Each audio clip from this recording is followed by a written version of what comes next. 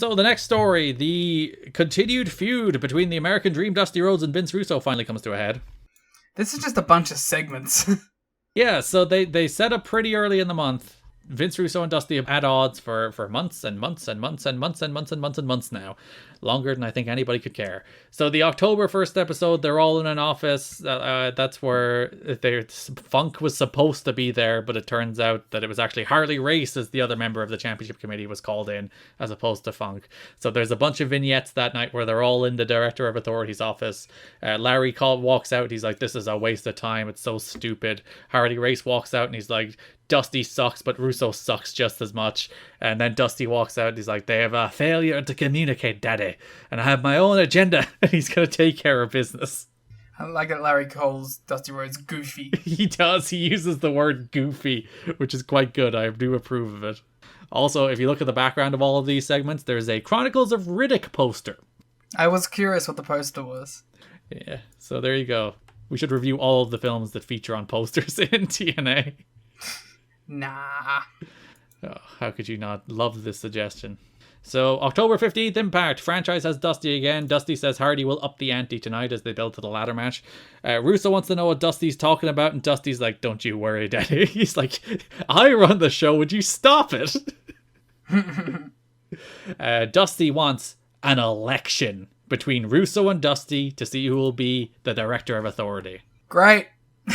So... this is 04. This is moving into the Bush and John Kerry election, right? Yep.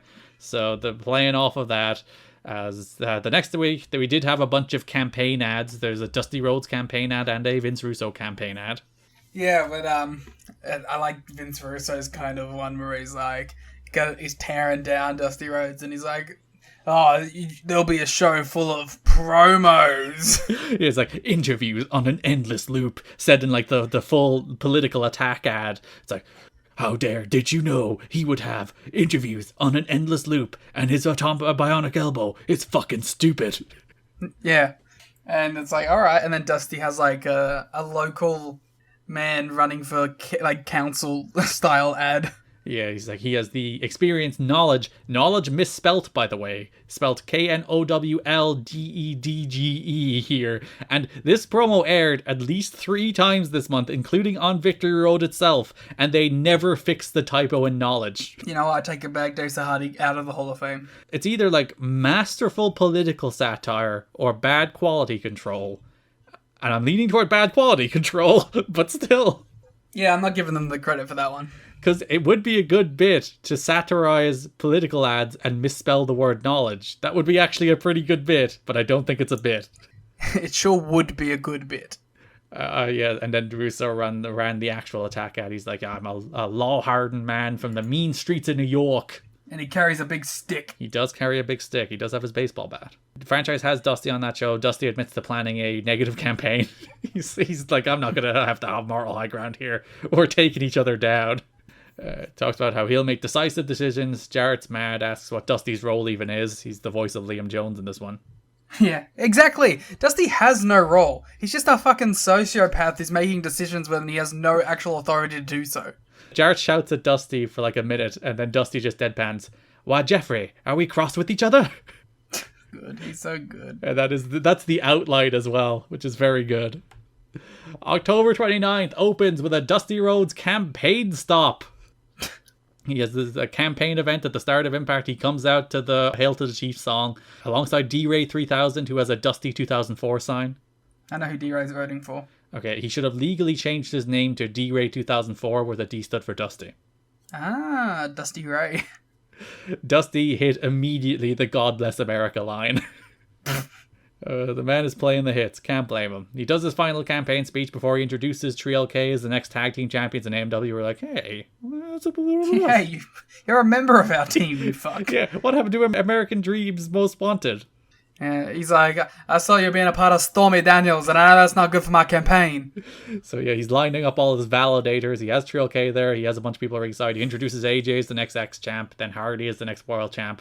Well, he was wrong about 2 of the 3 of these. So clearly he shouldn't have won the campaign. Spoilers, Garrett, come on. Russo interrupts, says it may be the last time he speaks in front of a wrestling audience. Crowd cheers. Dusty then got feisty. Russo said he's used to people trying to run him out of the wrestling business because he's the only one who sticks up for the younger talent. Yeah, this is insane to me, right? Like, listen, I don't know if it's true or not. I don't watch no WCW, but it does feel a lot like Russo's like, I'm leaving. I'm gonna make myself look like the good guy as much as possible. If you look across Russo's history of booking shows largely by himself, you could probably make an argument that he does lean toward younger guys than older guys. Or like, he makes a like, it's not a concerted effort. It's more of like a token effort toward putting young guys in positions that look on the surface like pushes, but really aren't. Like the Billy Kidman one in WCW is the prime example where like he was meant to be feuding with Hulk Hogan and to the point of elevating him, and it did everything but elevate Billy Kidman. And there's a lot of that throughout his booking history where like he would put a guy like Eric Young in a new position, but the push would never last, it would peter out, and it would always just end up being like Scott Steiner instead. So it's to be fair, it's more complicated than just saying no, he never does that. But also, it's very much him seeing himself as the guy who gives young people opportunities when the opportunities he does give them might not necessarily be particularly good. Yeah. Like AJ in TNA is like a perfect example, where it's like, well, yeah, AJ did become world champion, but as a dumbass idiot heel turn where he played second fiddle to you the entire time. So, like, on a base level, sure.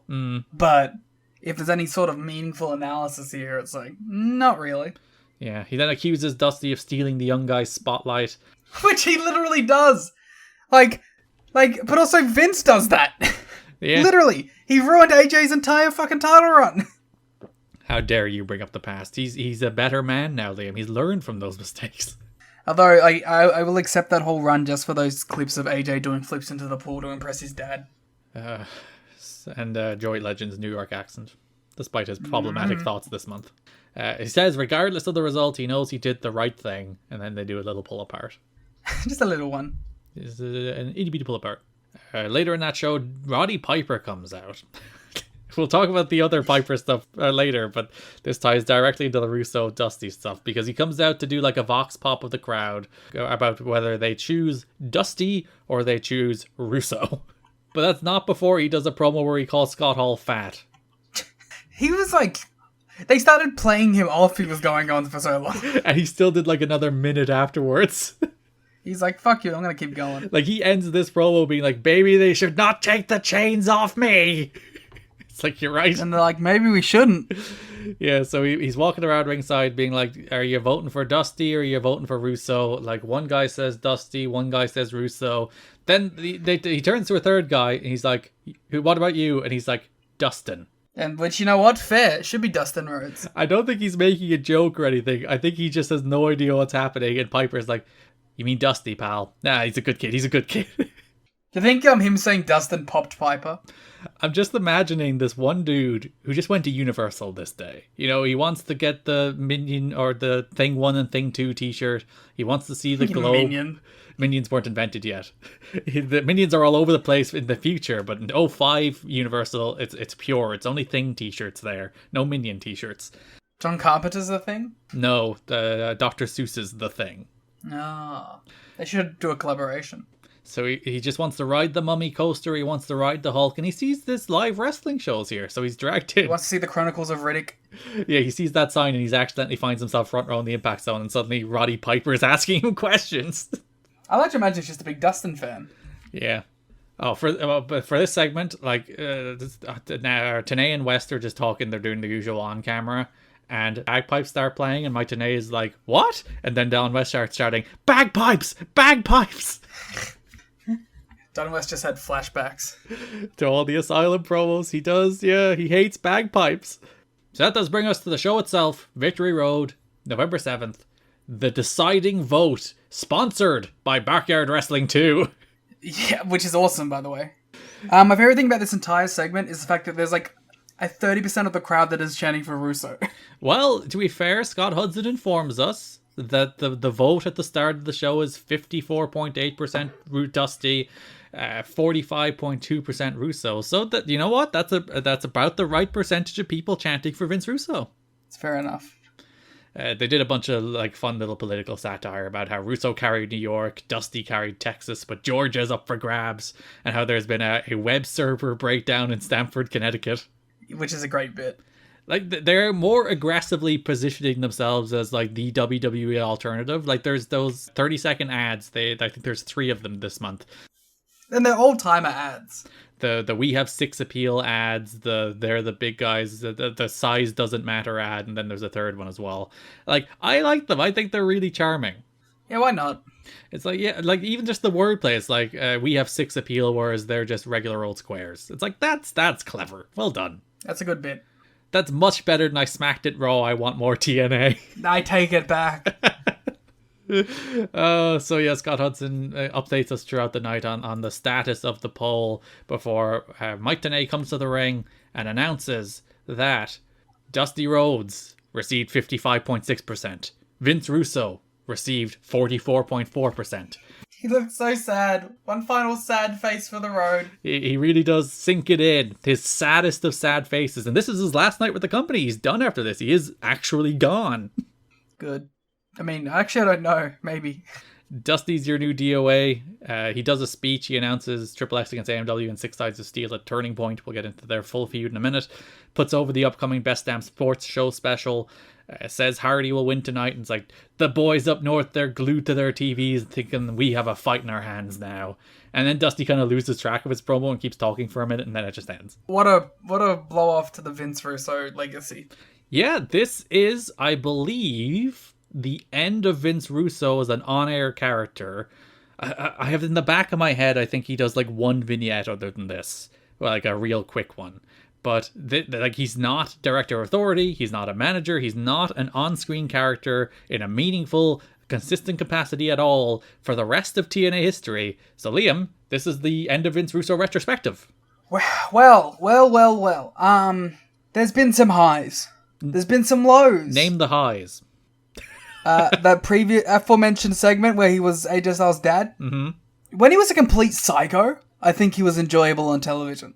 Even like the early days of Sex, he did some good promos. Yeah, he was like an insane person, and that was great. As soon as he got like all boring and religious-y, there was like no purpose to him in any capacity. He found Jesus and got boring. Happens to the best of them. Mm-hmm. I mean, I'm not exactly... I don't care. I'm glad he's gone, but like... There was a certain level of something to seeing Vince Russo on your screen at the start. And like all the way back to the oh shit it's Vince Russo, like his very first appearance.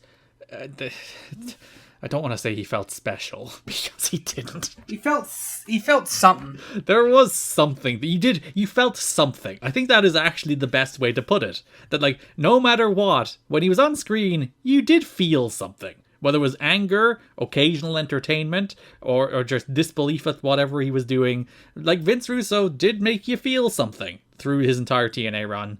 And the creative was better off when he was slightly more involved. Which is, like, crazy to think about.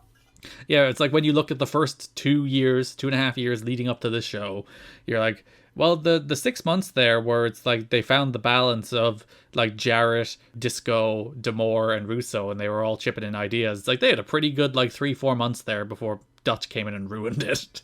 Yeah, which honestly goes back to Hulk Hogan. So really, Hulk Hogan's the problem.